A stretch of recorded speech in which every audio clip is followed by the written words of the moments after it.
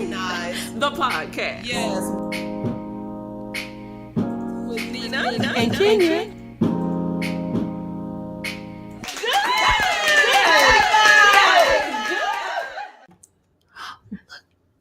I'm having a Snow White moment.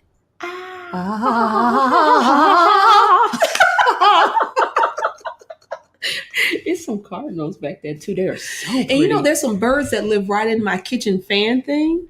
For real? Yes. Don't turn it on. No. The fan has been sealed off. The fan has been sealed Gotcha. off. But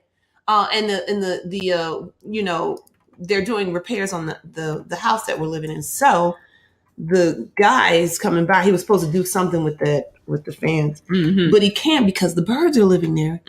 So he came in, Mr. Martin. He came in and he says, "Oh no!" I was like, "What?" He's like, "I need to do work on the house, and I need to do it on where the birds are living." I was like, "Please, Mr. Martin, don't break up the family. Don't kick those little birdies out. Please don't do it." He was like, "I'm not gonna do it anyway because the bird will come like pick my eyes out, and then she'll kill her own children." I was like, "Really?" He was like, "Yeah." Oh, no. I was like, he was like, "I ain't trying to mess up that family. I'll come back 2 weeks or something when them birds fly off." Oh my God. He said, "I will leave. I will come back." So yes, we have birds living in the kitchen. Ta-da. Ta-da. Ta-da. Yes. So I'm having my whole Snow White moment.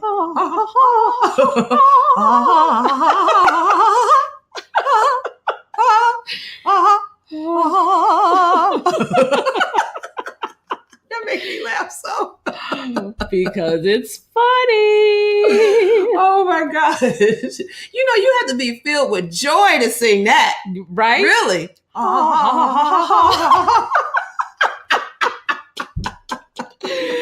Oh, try it. I can't get past the word. So funny. My God. So funny. Yes, I'm loving all of these cardinals Yeah. in the area all near your house. Look at the little bee. He's just been there. Or is that? No, that's a bee. That's a bee? Mm-hmm. Oh, my scale. Just over there swinging and singing. Mm-hmm. Child, I tell you, I saw Sage perform at Cleveland Ballet. Yes, tell us about it. Yes. Oh, are we on? Is this thing? Tap. Is this thing on? This thing is on. Oh, well, let me go ahead and tell y'all what's going on. Should we start at the beginning? Let's start at the beginning. Okay. Oh, that's a nice dress. Yes. Okay, here we go.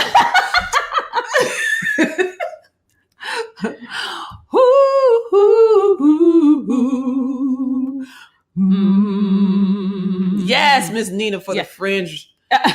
Hollywood Fringe coming up. Hollywood Fringe, y'all. Hollywood Fringe. She gonna be in LA. I'm gonna be in New York. Hollywood Fringe. We are Kenya and Nina. Mostly we're Nina and Kenya. We are Harmonize the podcast with Nina and Kenya. Yes. Yeah.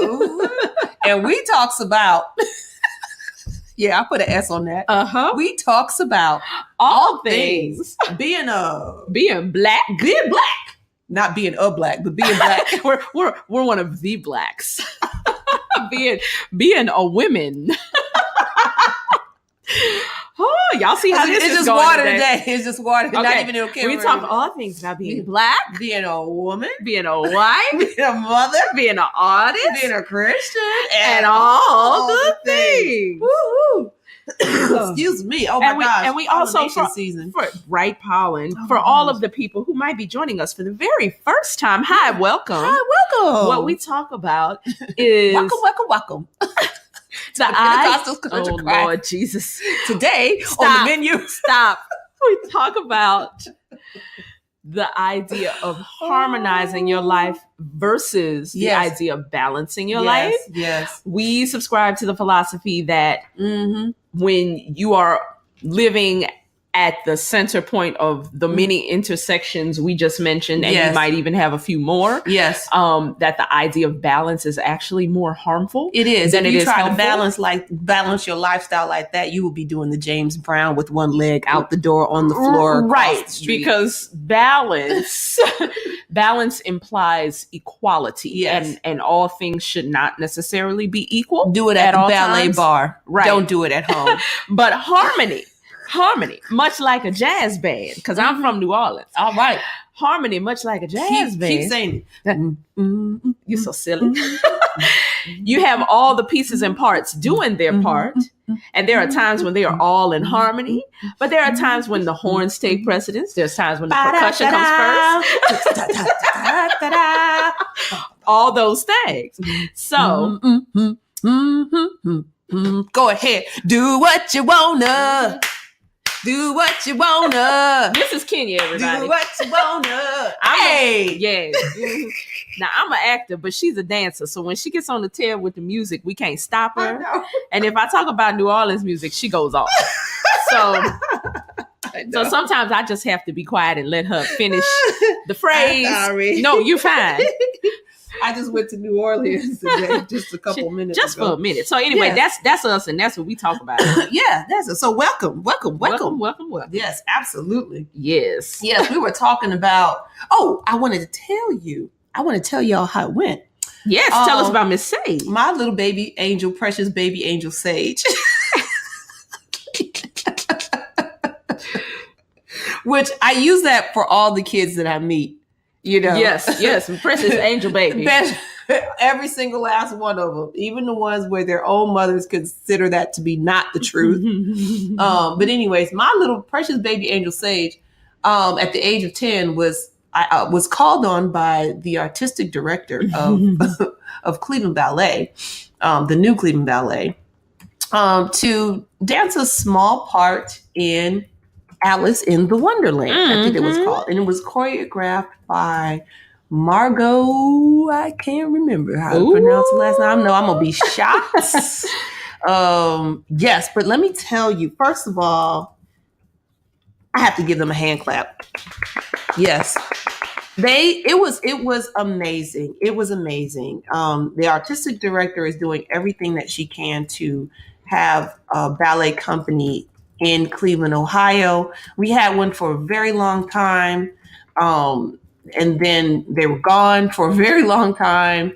And we haven't really had a company, a ballet company since. And, you know, when there's no ballet, sometimes what happens is a lot of the other smaller companies or the bigger modern companies, you know, kind of fall by the wayside. So, you know, you need some type of very strong presence in a city to let dance flourish. So this would help the dance community for everybody.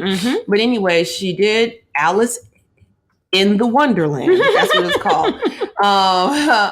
And it was just, girl. Okay, first of all, let me talk about my little precious baby angel Sage. This wasn't like Nutcracker. Nutcracker, you go, there's a lot of kids. You know, there's going to be a lot of kids. There's chaperones. There's people. Well, because there wasn't that many children's, they was like, your call time for tech is a Monday at thus and such. You need to be here for the company class. I was like, okay, where's the chaperone? They were like, we ain't got no chaperones today. You're going to have to walk that baby up yourself. So I was like, oh my gosh, she's like a professional, like she's on her own. Yeah, we ain't got time to be dealing with this. So she had the experience of kind of being a little bit more on her own and understanding how the theater actually connects with the stage. She had no idea that whole thing that she had done actually connected. But when I tell you, I saw her dance, she didn't just come out and look cute like they do on Nutcracker many times. She actually came out and danced. She did stuff that we've been working on for years. So, because her mother is a genius. Yeah, oh, stop. Go on. That's right. If you all have babies, bring them to me. Bring them to She's a genius. A genius, I tell you. I tried. Lord knows I tried.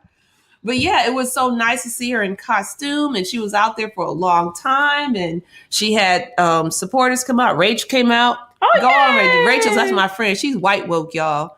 She came out.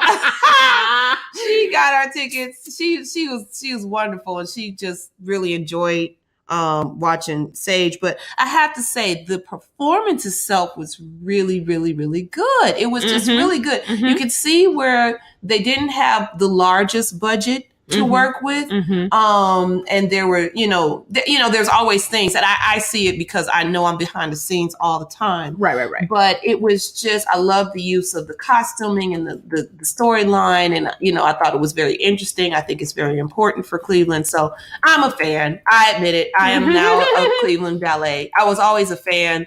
But now, because the precious baby angel Sage is in there, along with all the other precious baby angel chillins, I am a big, big fan. So really, really good work. Really well done, Cleveland Ballet. Yay. So, having said all of that, that is part of Sage's journey to achieve her dream goal. Now, I know you all are saying, ballerina. I know you're saying, is that Sage's goal or is that Mom's? Well, it's a little bit of both. It's both. Sage's goals has ignited in me some things that I want to do. I'm not sure if I'll come through with that just yet because, but just know that I have a goal of furthering, gaining a certification in dance, and it happens to be in the same place as where Sage is. And my plan is to get a certification in Horton Technique. I said it, whatever. So at Alvin Ailey American Dance Theater. So I don't know how it's going to work, but that's the plan. But the reason why, it may be a big deal for you. It may not be such a big deal, but for me, it's a very, very big deal. And I don't even know why. All I know is that has been a part of. You know why. Do I? You do. Well, I can feel why, but I don't know if I can verbalize why. Well, because, and this is what we're talking about today. Yes. We're going to talk about how you said it better than I'm about to say it. Pushing through with your goals, your life, not goals. These are game changers. If we're going based on a passion planner, if you have a passion planner, but these are goals that are game changing, life changing, significant goals. And it doesn't have to be that extravagant. Yeah. But it can be something for you. So yes, New York City is not very far away from me. Yes, I know people in New York City. Yes, I'm familiar with the dance world enough not to be nervous about it. But I, as a woman with 2 kids and a household, and now just finding out that we need to move, we need to move before the end of the summer. And I've already committed to being in New York for the month of July, which means that we have to either take care of this matter beforehand if I want to stay sane and not hurt anybody, or we'll have to deal with it coming back, which is not, at this point, is not even part of the plan. Right. And I think this is what I was going to say. So Kenya came up with our topic today, and when you are trying to get to that game changer, because when you've been in an industry as long as she and I have been a part of our respective industries, there's a point where you're either going to remain at the level where you are, you're going to change what you're doing completely, or you're going to get some kind of game-changing breakthrough that gets you to the next tier of your industry. Yeah. And the reality is a lot of Black women and non-Black women of color, when you get to that point of the game changer, we are often faced with a decision to leave it or our family will suffer. Yes.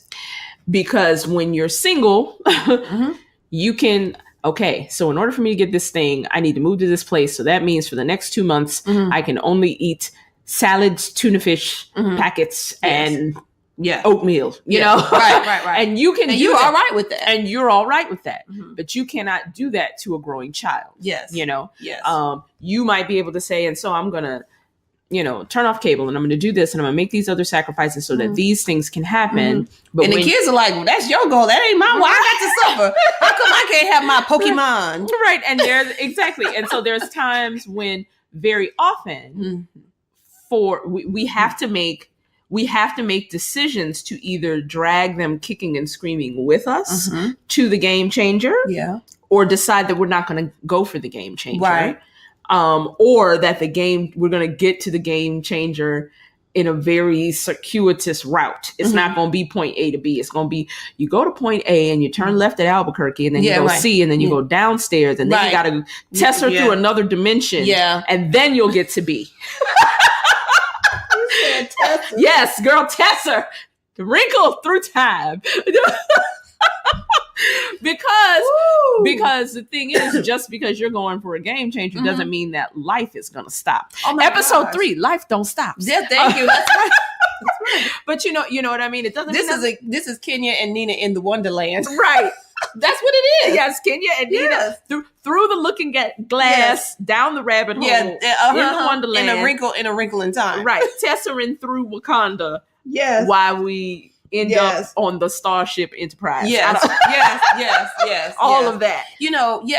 Just keeping, and it's not easy to keep up with that positive thought. It is so easy to get distracted. And so I find myself trying to quiet my mind all during the day, which is can be very exhausting. Yeah. But I know that's where I'm going. But, then there's the thought of, what are the finances going to look and feel like? Well, you can't even go there. You really, really cannot. And if you do, I'm telling you all from experience. Y'all hear me? Is this thing on? It's on. Okay. You can't even go there. You have to be so strong and positive, but not overdo it. Right. I think I'm talking to myself, but not overdo it to the point where you're having headaches and neck aches. Yeah. For a week, So let me give you an example of what's going on. So I know we're doing our New York thing. In about a few more days, it will be on, and she will have paid for her full instruction. Where will we stay? How will we get there? It'll happen. That I'm completely have faith about. I know that'll happen. Yep. But the fact that all of this was conceived around the idea of it was conceived around November, December. It was actually in zygote stage. Okay. Around. Let me tell y'all something. Wait, let me explain something to y'all about Kenya. Let me explain something to y'all. I've been very scientific today. Yes. When Kenya gets to the point, when Kenya gets to the point that she starts speaking in anatomy terms, I know it's serious. Like when she comes in and she's like, Nina, my neck is hurting, but I think it's the whole. What did you say to me this my morning? Sternocleidomastoid. The whole thing. Which this is on not the right side. And so understand, that's not one of Kenya's glossary words. No, it's a real word. That's a real, like she knows like all the medical scientific names of the muscles and the bones and all of those things, because that's her job as a choreographer and a dancer and a person who builds dancers. Yes, thank you for saying that. I did not make this word up. Yeah, well, we have to clarify because we have a whole glossary for you on our website because you make up a lot of words. She's Shakespeare's. She coins a phrase all the time. Oh my gosh! It's African American. It's African American vernacular English, which is a real thing. It really is. So, but that word. Say it again. Sternocleidomastoid. Yes. What is that? Tell us what it is. So it's the muscles that connects from the part of your neck, the upper part of your neck. And they go down into the lower part of your neck and also down into your collarbone and also into your shoulder, the shoulder area. Okay. And headed down and towards the back, it heads down almost towards your deltoid. Yep. That. Yeah, that. So she didn't make that up. I really didn't. That's a real word. Yeah. And I know it because I'm the one who's been having the neck and the headaches problem for a week. So I'm talking from experience when I say you shouldn't do that. I really am talking about myself. Yeah, I really am. So when she gets there, the word of the day is sternocleidomastoid. That's right. The next word is zygote. Oh yeah, right. That's how we got here. Because of the zygote. The idea was in the zygote stage. Right. Go on. Because the ideas have been conceived in it. Your mother. So you all know all of this stuff too. Let's take it back to the pregnancy. Let's take it back. So in the zygote stage is when we were actually, thinking that this is quite a possibility. And literally around the time that it becomes a fetus, this idea, we're like, oh, snap. All of that. We get all the way 20 weeks in. Y'all know what I'm talking about? 20 weeks in, and somebody want to come and tell you got what is it? Sugar. That's what the place is. Diabetes. The sugar. You got the diabetes. You know what that is? That is the plumbing that came up in the house. That's $1,200 or so. Lord Jesus. Or yes, okay. That is, you got to move. What? What? Oh, well, okay, all right. That's, that is life comes at you fast. Yeah, life comes at you fast. That might even be that was it don't matter. It don't matter. Yeah, but y'all know what I'm talking about. But it really does. This is Geico, I think, or something. Yeah. One of those. They have great commercials. But yeah, it's all of those things. And the thing is you want to be aware of them, but you don't want to harp on them because the flow of positivity comes out of your mind staying focused on the positive thing, event, game changer goal, that's a life-changing goal that's going to happen. That is where that flow comes up. So if you stop and think about those other things too long, they clog you, they frustrate you, and that is what happens, and do you get yourself out of it? Think about it. Yes. All the time it happens. It doesn't feel like this all the time, but I tell you, it still never feels right. And it's still very challenging. So, when you've made that plan, just go on ahead with it. I've been tested with this all year. I have been tested with it. First was just to get to the audition, because the audition was not just for Sage. It was for me to get in a car and drive someplace by myself, so that I can be outside of my living space for a second and go and enjoy my friend in Detroit. Trish. Hey, Trish. And through that, so many amazing things happened. I got the passion planner. Thank you, Trish. I got really good food in Detroit. They have really good food.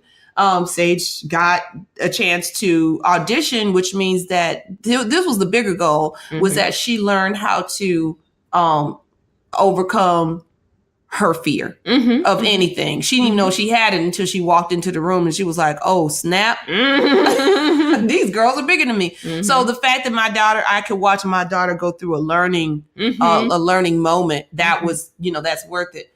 But it was that. So I pushed through with that. I can't even go into the great detail of what happened a couple of days before that happened. Remember? Yeah, I glided y'all crying. There was something that happened. That's gonna be either in a book or in a. There you go. You gonna have to pay for that information, right? Okay. But something that happened, and I really, on paper, I had no business going, But I felt worse when I had that thought. It turned my stomach, so I was like, you know what? I'm gonna follow my women's intuition. I'm gonna listen to my spirit. I'm gonna do this anyway, and I did. So that was one. The next thing was the low budget, last minute, borderline ghetto, African-ish, Christian-ish, American-ish version of Jordan's Black Bar Mitzvah. You are hilarious. You are so funny. Why are you so silly? That plagued me, y'all, because I had been thinking about that for 13 months. Well, and y'all had been prepping for it. I mean, you yes have been doing so much yes work, and not like on the party, the celebration, but so much work on and with Jordan specifically. Yes. Like you had mentors for him. He was in the Boys Life program with Sharia. Right. And so it's like doing things to actually create a rite of passage ceremony for him. It wasn't so much about the party, it was about the tradition you're trying to establish. And it's like you just said something that I put in the notes. This is what you said. You said y'all gonna have to pay for that information. Yeah, right. So what it made me think of, though, is that what happens a lot of times, especially for women, and women who are caregivers, is that very often we get, and I'm very guilty of this. We get in the mode of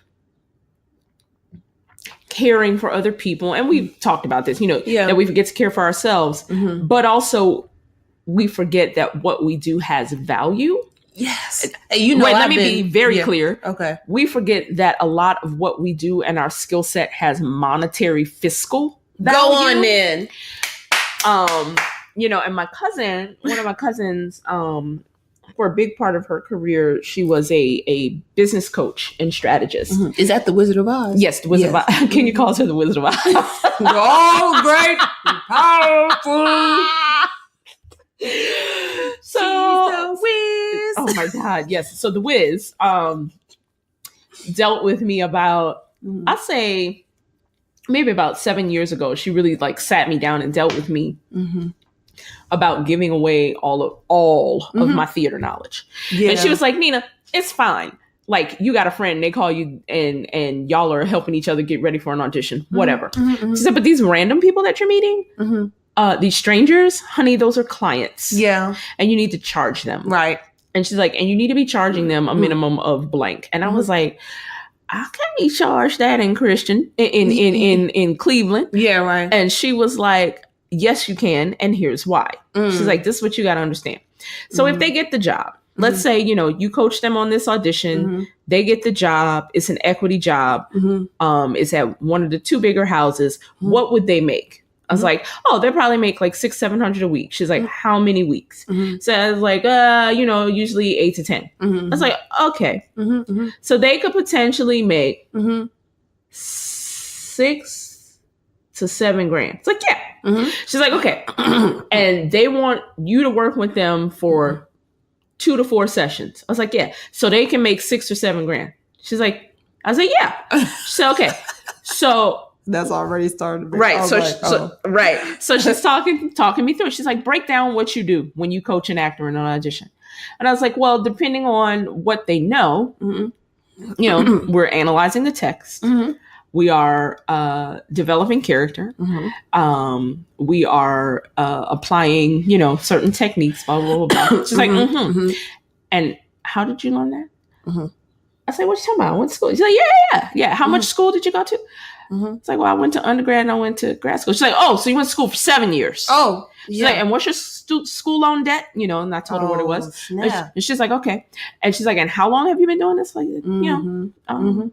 at that point, 15, 16 years, 20 years, whatever. She's like, oh, okay. So basically, they want you to take, we'll just make up a number, your $90,000 in school loan debt. Oh, yes. Your 20 years of experience, your over 10,000 hours. Yeah. And distill it into 2. Yes. So that they can get a gig that's going to pay them $7,000. It's like, and you can get, and also give them time out of your. Right. And she's like, and you going to charge them $50 for that? You going to charge them $25 an hour? Really? That's what you about to do? And I was like, well, when you put it like that, she's like, yeah, what you do has value, because if they could do it on their own, they would. That's true. I was like, oh. She's like, yeah. So I'm going to need you to stop that. Right. Because you have children. Right. But yeah. She's like, first of all, you have yourself. But second of all, you have children. Yes. And so you stop giving away all of your hard-earned knowledge for free. To everybody. To everybody and anybody just because you're quote unquote nice. Yes. She's like, don't do that. Right. She's like, and they don't want that. Right. And they don't want that. Right. She's like, I'm going to tell you what's going to happen. Mm-hmm. She's like, you can do a free consultation. Mm-hmm, mm-hmm. Like you can meet with them for half an hour and be like, what is it that you want to do? Mm-hmm. And then you reflect back to them what they're asking. So what you basically need is text analysis and character development. Right. Because they wouldn't know that. Right. They have to come to you to find that out. Maybe. It depends on the skill level of the actor. Right. You know, like some people, it's like if they've been acting for 10, 15 years, really it's like there's something they're not catching on their own that they need another pair of eyes on. Right. You know, that's one thing. Yeah. But it's like when I get inbox messages and la la la, and they're like, "Hi, I was wondering if you could help me pick a monologue." She said, "Nina, how many plays have you read in your life?" I was like, "Oh, hundreds." Yeah. She's like, "So they want you to go through your encyclopedic knowledge of the theatrical canon, right? Of the entire theatrical canon of the world." Oh my God. And pick out one minute section for them. Now you don't know them, so you're also playing casting director based on their look, right? And maybe 5 or 6 questions you're asking them because you're experienced. We don't know what this is for, right? Either. We don't know what it's for. That you've never seen this person, right? So it's like so they want you to be a casting director. They want you to find the text. They want you to help them interpret the text. Yes. They want you to. She's like, honey, those are like there's a whole union for casting directors. Right. Like they have a whole union, right? It's like, it's a job, a profession that people can get a degree in. Yes. She's like, there's a whole union for producers. There's a whole union for writers. There's a whole union for actors and a whole union for directors. Gosh. She's like, what are you doing? Where's your Nina union? You need a Nina union. Like, stop giving it away. Yeah. Right. And y'all hear that? I know you hear that. Everybody. All of these artists are going, even if you don't have kids, you do that. But especially if you have kids, because a baby changes everything. Everything. And so I'm going to tell you what she helped me learn to do, which helps me not waste my time and not waste people's time. Yeah. Girl, I'll never forget this particular experience. It was so wonderful. Okay. Did she beat you? No. Oh, good. But this person was, really amazing, talented young woman that I knew from church. And she got cast, ironically, in The Wiz. And she was playing Glinda. Oh, okay. And it was like out of town, that she was going to be going to do it. Yeah. And she was like, I was wondering if we could, meet for coffee and, just go through my script and you can help me, because this was her first time doing something like this, because she was a vocalist and a dancer. She's not an actor. Right. So she's like, I was wondering if you could, help me, go through the script and learn how to memorize my lines and help me break down my character and all that kind of stuff. What? Girl. And at the time, I had just had Nalaya. So I was still like really like raw. I was postpartum. So I was like, so I listened to her and I was like, great. This is what we're going to do. What I'll do is I'll send you 3 dates. You let me know if any of them work for you. And I will send you the fee breakdown for that. Yeah. I was like, we can meet to consult first. And then you can tell me like what you want me to do. Okay. And when I tell you, her whole face fell and she was like, wow. And then, and she never called me. But what she did do is she came to me later and she said, I didn't understand what I was asking you to do. Right. What I knew is that you were a professional. Yeah. And then when you were like, here's the stuff and this is what you're asking me to do, I realized, she's worth everything she's asking for. I have work to do. Wow. And she went, you know what? And very often people come, they innocently come to. Absolutely. And I think for me, as I'm working through this, I get caught up in the, what was that? Oh, that was you. Okay. Yeah. I get caught up in the, I love it. I get caught up in the innocence of it because I know that play so well. Right. And I could have easily been that person, but it's actually, it doesn't do me or the possible client any good to pretend or, or whatever it is to go through that. And it does, I mean, if you think about it like this, if you don't value what your worth is and you don't put it into, if you don't make it known, it's actually very bad for all of the other artists as well who are working hard. Absolutely. And she devalues the whole art form. Absolutely. And she really very quickly, I mean, because she, good for her that she came to you. Is a grown person with good sense. Yeah. But she was like, I realized that what I was asking you was like when people ask me, can I come sing at their wedding? Oh, yeah. And they want me to do it for free. Yeah. Right. I was like, right. I was like, and what do you charge to sing at a wedding? A 3 to 5 minute song? Yeah. She's like $300. Okay. Like, And I was like, and why is that? It's like, well, because I have to learn the song. I have to rehearse it. Yeah. I realize that this is this person's special day. They're making a commitment. They're going to remember this song forever. Forever. It's probably going to be on tape. They want me to be made up. They want me in the wedding colors. They want, all these things. Right. And that requires time and preparation. I was like, Yeah. Yeah. There you go. I was like, You know what? I had this conversation with a colleague from one of the places that I work. He's a visual artist. And he said, I might slip into his accent. It's a bad accent, but I might do it. So he was explaining, he was like, people are so funny because I know who it is. I know. You know already who it is.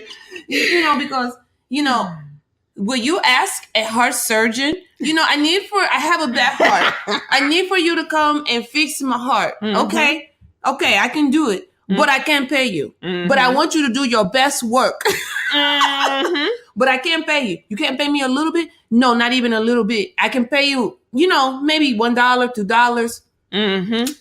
Child. And when I thought about it, I was like, that's exactly it. People want me to do open heart surgery for free. You can't pay me, and it's a very tricky, I mentioned all of this because it's such a strong rooted issue as you're going towards your goal. Now, I am willing to drop dollars and everything else to get to where I need to get to. If DTH says I got to pay X amount of dollars, I'm like, okay, I'm going to do it. And I even had this conversation with one of the administrators, and she was like, and to be honest, she was almost explaining to me why it had to be so high, which I was like, this isn't high. This is high for me at this time, but it's really not in the big scheme of things. But through that conversation, I could hear where she's had to explain it so many times that she had to be very, very clear. And that is the dance world right now. I just think that we're finally at a point where we can actually have this conversation about value and dance and why it's an important art form, because out of all of the artists, to me, dancers are the ones who got the worst deal. They're literally breaking their necks and their backs and and all of this other kind of stuff. And they'll do a performance, and baby, when the performance is done, they don't get paid. You don't do that to no musician. A musician will cut you. Hey, that ain't happening for an actor. Listen, let me tell you something. Musicians are the first one that cut you. Let me tell you something. I heard Diane McIntyre told us a story when we were doing the retrospective for Ntozake Shange at New Federal Theater in New York, right? So it was like a month-long celebration of all her work. Right. And like everybody was in this thing. Essie Faith Murkison and Avery Brooks, and just like, so it's like each weekend was a different like reading of 2 or 3 of her works. Yeah. And the piece we were doing was a new piece. Okay. And so we were like on a break, and Diane's just like telling us stories. And she's telling us about when they were first creating for Color Girl. And she said, they didn't follow no equity rules and all of that. And she said, they just dancing. And she would look up and realize the music has stopped. And would turn around and it's like the musicians have decided it is break time and they are gone. Right. They have left. She said, we still in there dancing and twirling and, saying poetry and doing all the things. Right. And she's like, oh, I guess y'all should take a break. Because musicians were like, all right, that's enough. We gonna fall in there. We're taking a break. Because Diane is a machine. So we're gone. Y'all can continue to do that if that's what y'all gonna do. But we out. Oh my God. We'll be back in 15. Well, Thanks. I got a better one for you. I did, Antolino, you listening? We did Blues the Father of Jazz at TPAT, tennis in Nashville, Tennessee. Mm-hmm. All I know is we danced and danced, just like dancers do. Mm-hmm. At the end of the show, we were all supposed to get paid. Mm-hmm. The director at the time gave his, thank you for coming. He ran. He literally dropped the mic and ran because he knew he didn't have the money. The musicians rolled up their sleeves. They all went chasing acting. Oh no! I don't know what happened after that night. I know some money was produced from someplace, but so was the gauze. They needed the gauze for the cuts and the bruises that took place. Yeah, they did. They beat him. They beat him real good. And and the funny thing is, the dancer was like, oh what my God, happened? What just happened? This is terrible. But you know what? We didn't get paid. Mm-hmm. But musicians, they don't play that at all. They don't care nothing about no equity. Let me tell you something. Musicians are smart because music teachers are the only arts educators that have a union. There is a music teachers union. Dang. But drama teachers don't have that. Dance teachers don't have that. Dance period. There's not a union for dance. Right. So what happens the way dancers get in unions is when they do Broadway and they become a part of Actors Equity. Yeah, that's what that is. Yeah. That's exactly what that is. But yeah, so maybe there needs to be a new day. Who's with me? That's right. Dancers unite. Right. That's right. Union fight. Oh my gosh. But all of that to say, a lot of these things. So even what we just did, it played out in real time. We didn't know we were going to do that, but but like and we've talked about this before. Like I have, there was a earlier in my life when I had time and space to do this kind of thing. Yes. I kept. I was obsessive about my scrapbooks. Oh yeah. And I think that practice manifests now in the passion planner for me in a way. Yeah. But like what I would it help you do fierce resumes, girl. Oh, absolutely. Yeah. But what I would do is, and this is biblical too. I think it's in most religious traditions, actually, in some shape or form. But for those that this resonates with, it's also biblical. I would, a thing had ended and I would be in between projects. And there's always that, like what happens in theater is you say, I'm going to do a thing and you make the thing, whatever it is, and people come to see the thing. And if most of the time it's good, they clap for the thing and you get paid for the thing. And then the thing is done and you celebrate the thing. And then you're like, well, dang, what do I do now? And so you have that, period of mourning where you're like, okay, all right. Yeah. The show is over. Yeah. And I'm back. Right. I'm back, and there's always like, oh my God, this is such an amazing experience and keep in touch forever, whatever. All that. And then, and sometimes it happens. Yeah. And then you move on, you grieve, you move on, and then you go make another thing. But in that in-between period, sometimes it's very difficult. And,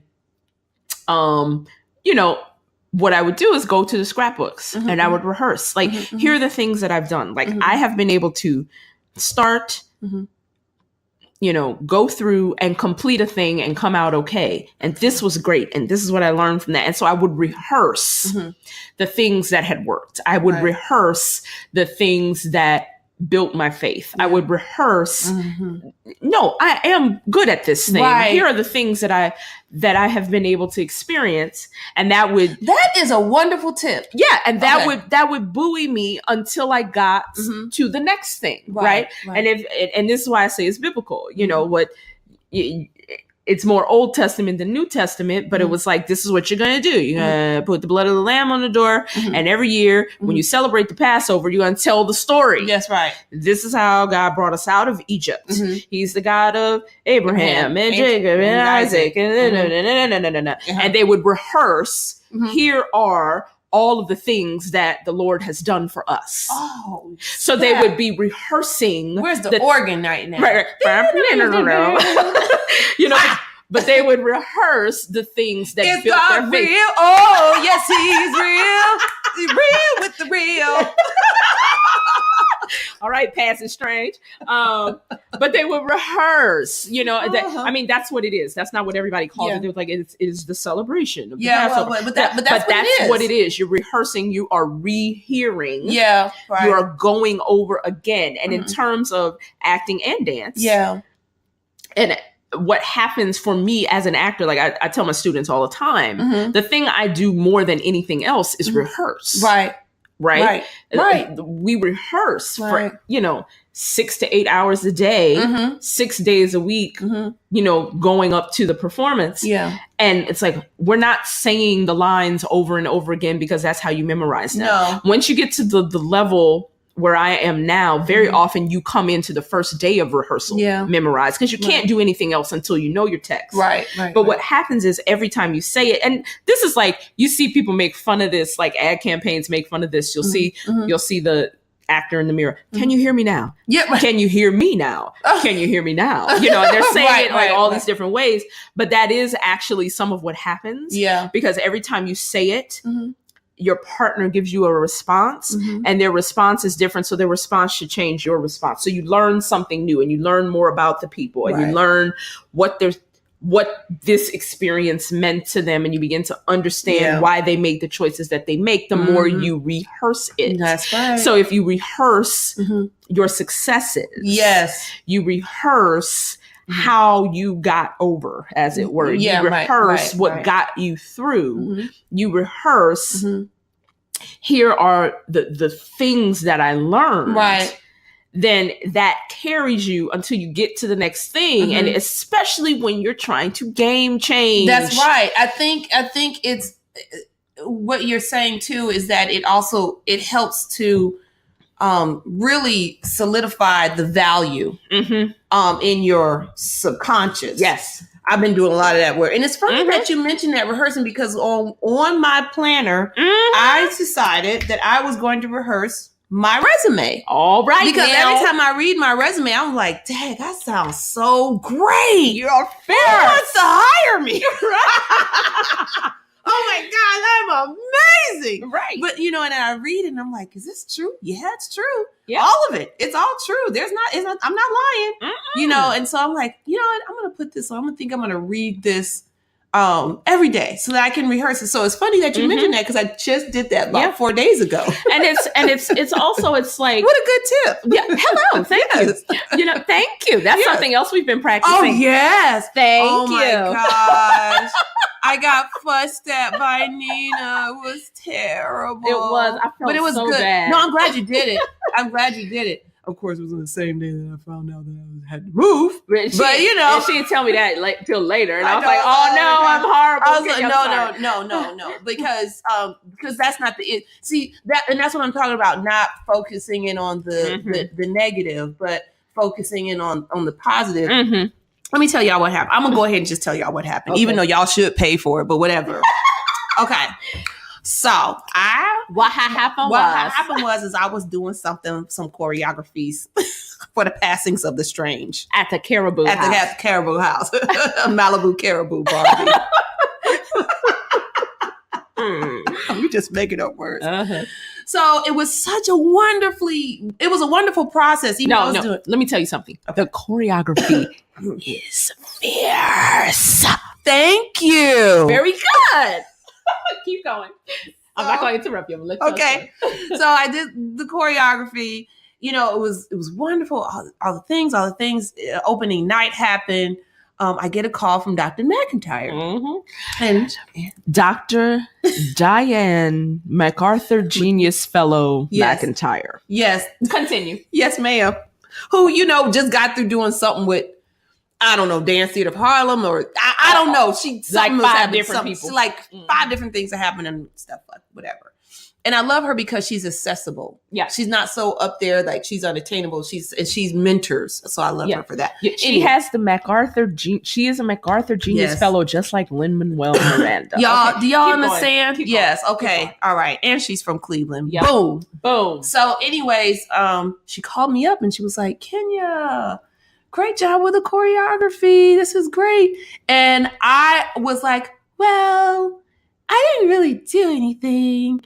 The actors are so great to work with. And Nathan, the director, was wonderful. Oh, shucks. Yeah, well, thanks. But I didn't really do that much. So she was like, well, I know your work enough to know what you did. And you definitely, I know what you do. Mm-hmm. And so you did a great job. And so it was then and only then when I was like, well, thank you. Mm-hmm. So I told the story to Nina. And I went off. Go ahead. Tell her what you told me. I went off. I was like, Kenya, when Dr. Diane MacArthur Genius Fellow McIntyre calls you on your personal cellular telephone first thing in the morning Yes. to say, I saw your work and it is good. You say, thank you and shut up. It's like, girl, if you don't stop devaluing yourself, because we get trained as women to deflect. Yeah. We get true. trained that's somehow not taking credit for what we have done equals humility. Yeah. And that humility equals good. And I'm not saying that is necessarily a wrong mindset, but follow me. Okay. I'm not saying you have to be arrogant. No. I'm not saying that it is easy to stop those thoughts. In fact, you probably can't. Right. What I am saying is we have a hard time receiving praise very often and simply saying, thank you, and letting it wash over us. We are so used to devaluing ourselves, to making ourselves small, so that other people are comfortable, and that serves no one. That's a mother thing. Yes, Yeah, absolutely. And you never ever once hear Diane say, well, the dancers were so talented, I didn't do any work. She says, thank you. I really enjoyed the process. And part of it is this, and this is part of the tear jump for Kenya. Right. She's so used to people hiring her, let me say it that way, hiring her in situations where the people are not trained dancers. Yeah. So she is having to work with people who are not trained and make them look trained, which she always does. Yes. Yeah.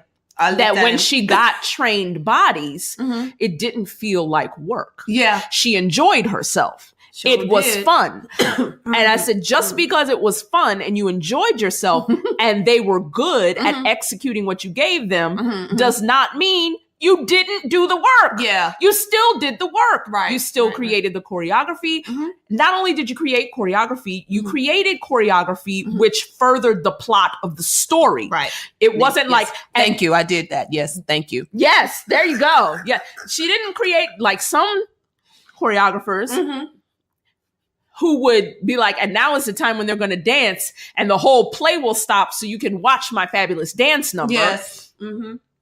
She was able to create choreography that not only was fierce choreography, it made the trained dancers in the show look good. Yeah, the and whole show. and not just the dancers. Right. Yeah. And it furthered the storyline. Right. And, I don't know, you're listed in the program as the choreographer. I didn't see that.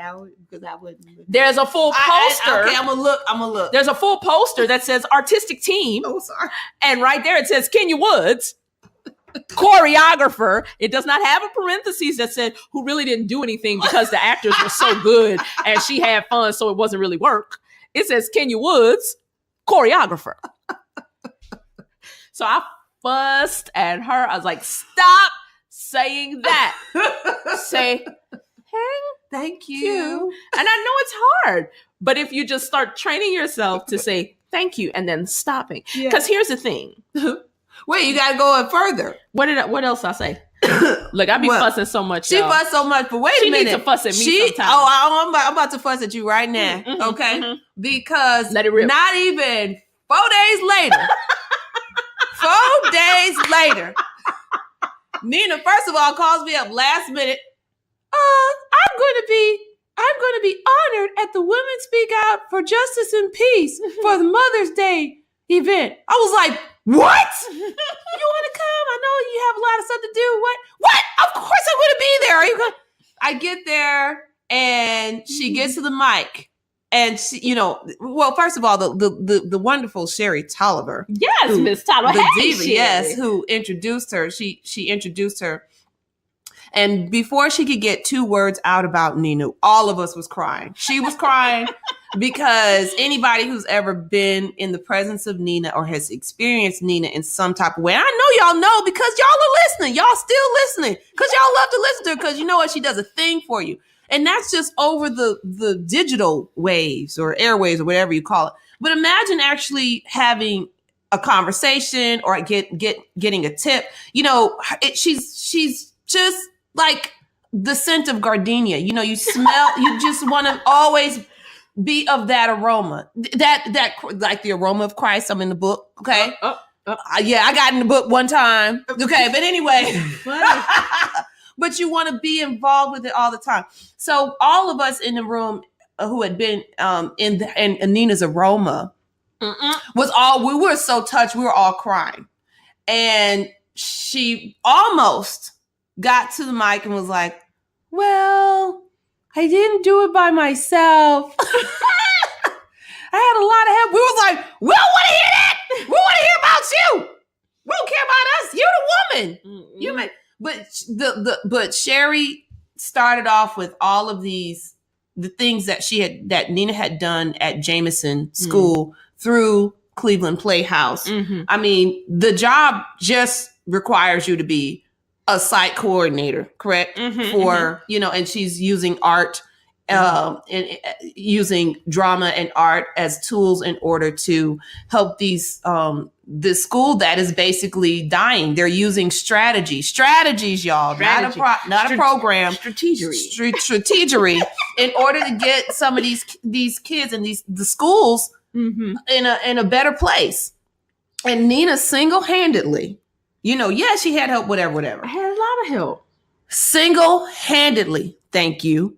Thank you. Help, with her skill, her mother skills, her wife skills, her house management skills, has touched the lives of everybody. If there was ever a problem that everybody else would have thrown their hands up, Nina always is like, oh no, there's a way we can do this. We can do this. We can always do this. So she is a level of hope, in these situations where most people would be like, I give up. I hate this job. I quit. I hate these kids. These kids are some bad kids, a bad administration, all that. She always was explaining, okay, this is what this person is feeling. This is what's happening. This is how we're going to do. No, we're going to try this next time. Have you tried this? She does that so much.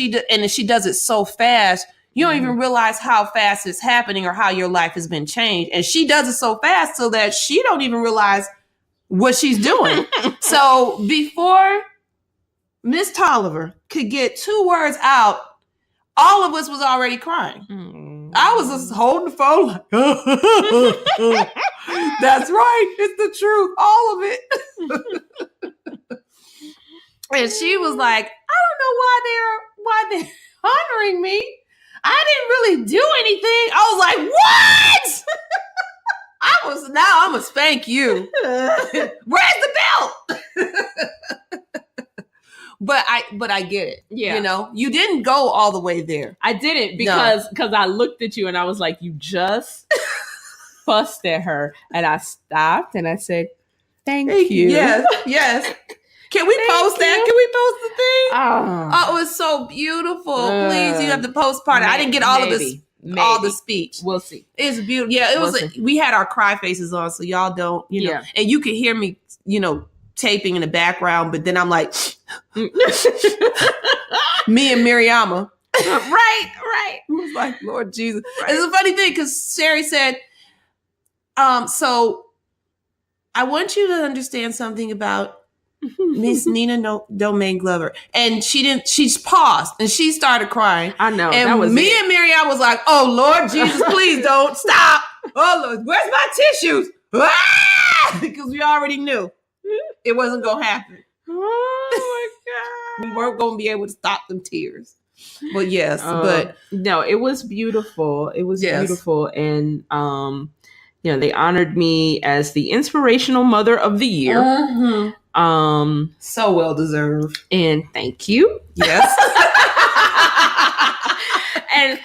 and so we, you know, we do get it. We get it because I was like, I took the year off. Yeah, right. I was like, I took the year off. I didn't do anything. Yeah. You know, I mothered my children. That's what I did. And that's what I'm supposed to do. Yes. You know, and so. But the thing is that if I'm tying all of this into the game changing in the life and all of that, the thing is that, you know, I know it wasn't easy for you to stay. Yeah. And I know it was doubly hard for you to leave. Yeah. You know, and being able to leave meant that you had to not have fear of your value, you know, or how people would value. You'd have to have an immense amount of faith on the fact that you could survive and not have to be in an environment that, you know, you could do as much as you can, but it's, you know, it was taking everything and it was becoming toxic.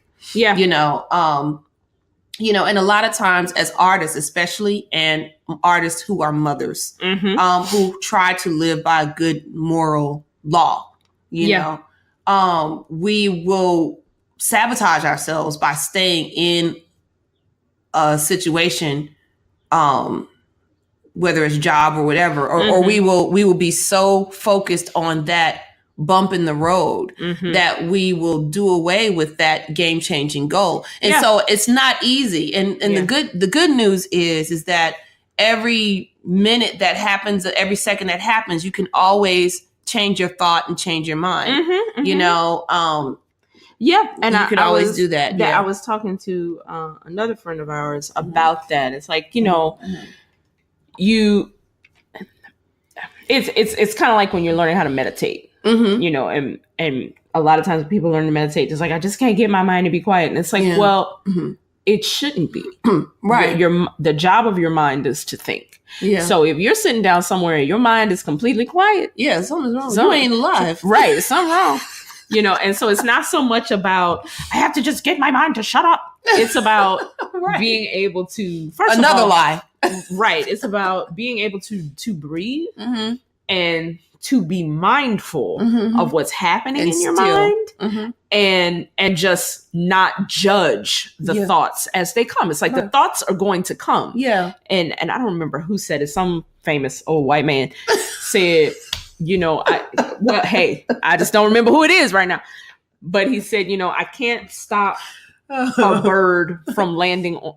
Einstein. No, it wasn't him. Kidding. But it's like, I can't stop a bird from flying over my head, but I can prevent it from building a nest. Okay. And that was his. That's beautiful. Like explanation of meditation. Yeah. It's like, you know, you can't stop the thought from coming. Yeah. But you don't have to stay like dwell on it. You can just be like, oh, there was a thought.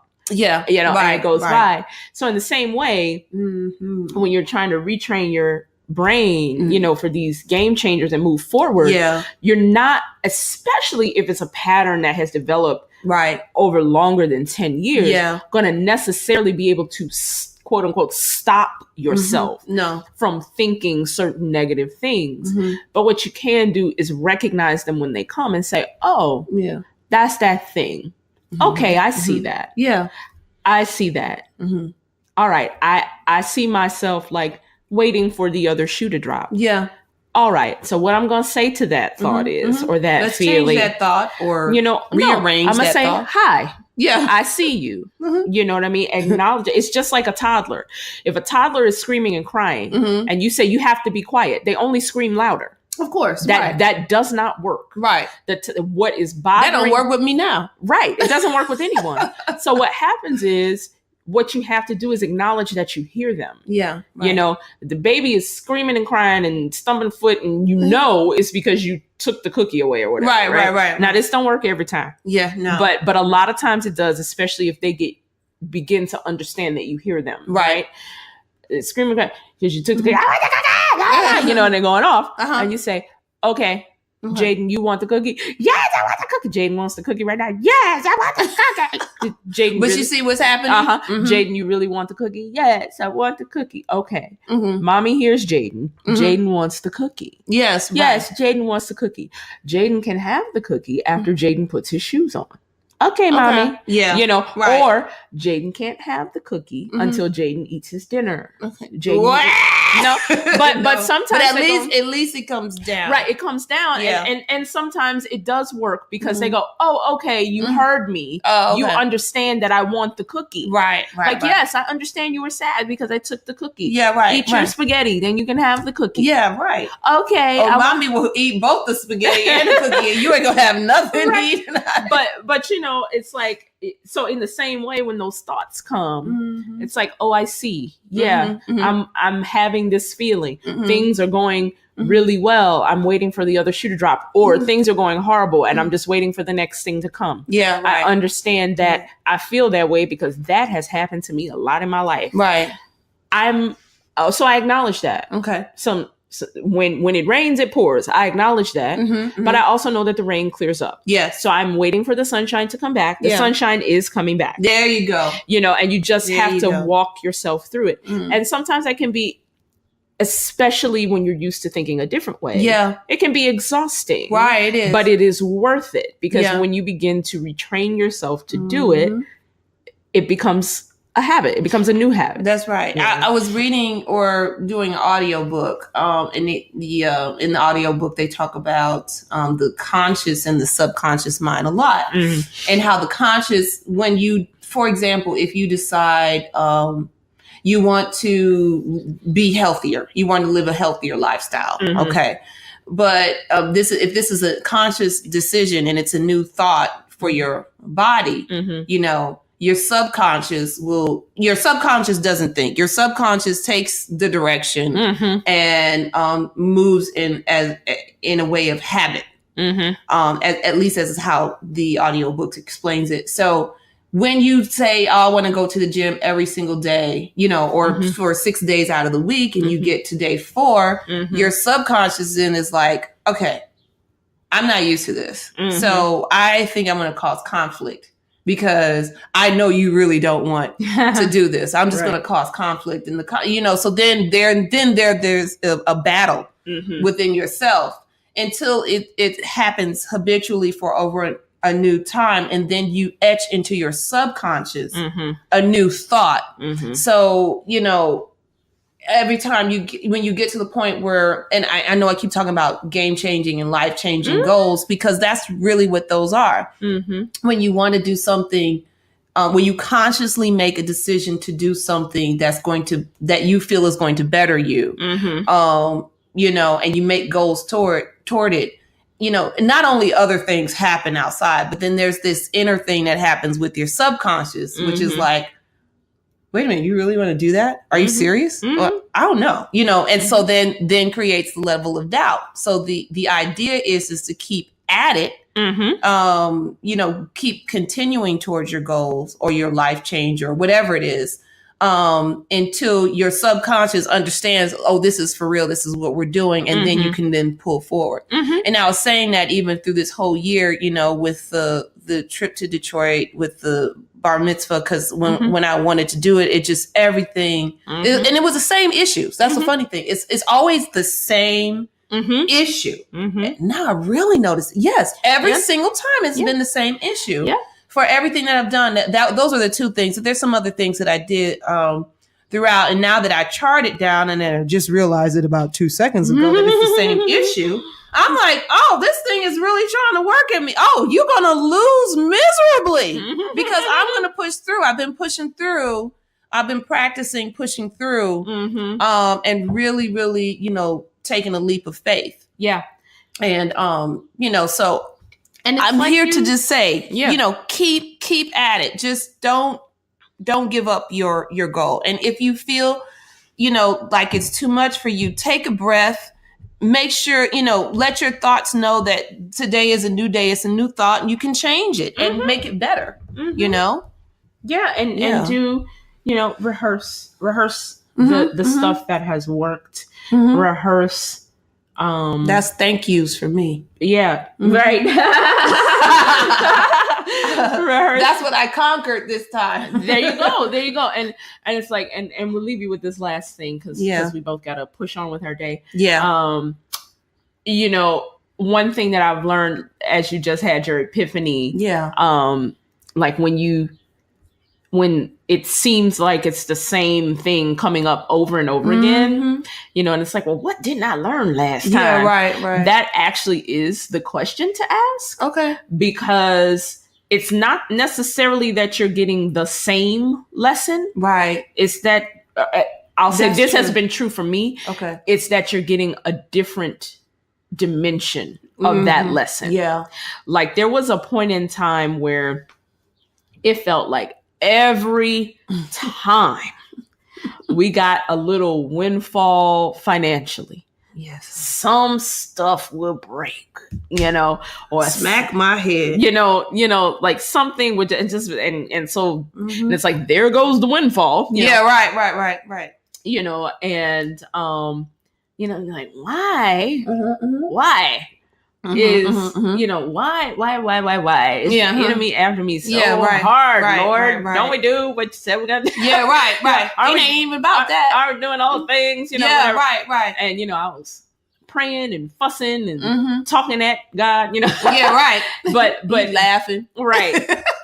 And then I got a peace that came over me and a stillness, and I know when I get that particular resonant feeling that I need to sit down and listen. And what I got that particular time was, if you can shift your perspective to understand that it's not that every time you get something, the forces working against you come to take it, but that you can understand that I have gone ahead of you to provide for what I know is trying to trap you. You won't have to keep going through this way. Because if we truly believe what we say we believe, and we are who we say we are, just to put it in, I know everybody that listens to us is not Christian, but to use that terminology and metaphor, good and evil are not equal. Right. And a lot of times I think the way Christianity is taught, it's set up as if God and the devil are equal. No, they're not equal. No, there's no competition. Right. There's no competition. They're not equal. Right. In that way. And whether you believe, in, however your faith manifests, if you truly believe, that, good wins, that love wins, you got to understand those things are not equal. Right. And also that, evil is doing its job. Right. evil gonna be evil. Right. So we're not surprised at evil because evil does what evil does. Yeah. Right. Exactly what is supposed to happen. Right. But love does what love does too. And I will tell you that when I had that shift in perspective and I was able to approach it, that particular lesson, from a mindset of abundance. Oh, yes. Rather than a mindset of lack. Because lack was, every time we get something, it gets taken. Oh my gosh. That's what y'all. Right. That's perspective of lack. Right. But a perspective of abundance says what I have, or rather, I have everything I need. Yes. What I need is provided. Right. So that when a stumbling block or a pitfall presents itself, what I have is there. What I need is there, because I have what I need, because I have an abundant life. I have an abundant provider. That's right. That's right. I have, and I think that's my source. Right. My source leaves me lacking for nothing. That's right. So yeah, that's just one more recent and very powerful example that I have. Yeah. And maturity in faith, what I have come to understand is that I might be mature in one level of my faith, but still developing in another. Yeah. So I can be I'll be like, ooh, I'm gonna get this part. But then at the same time, sometimes approach other areas of my life with an attitude of lack, so it doesn't all necessarily mature at the same time. That's right. So I say that to say, be easy with yourself. Yes. Yes. Have compassion for yourself as you learn. Value yourself. Yeah. Hey. All right. Hey. Be honest with yourself. Yes. Trust yourself. All those things. Yes. All right, y'all. Well, thank you. Thank you, everybody. Look, we gonna do like LeVar Burton reads. This what he do at the beginning. The reading rainbow. No, that's not what he does. Oh, okay. No, at the beginning of his podcast, LeVar Burton reads. Which, if you have not listened to that, y'all should listen to that. I know you keep saying I need to listen. This is what you do, but this is what he does at the beginning every time. He's like, and if we're ready, everybody take a deep breath.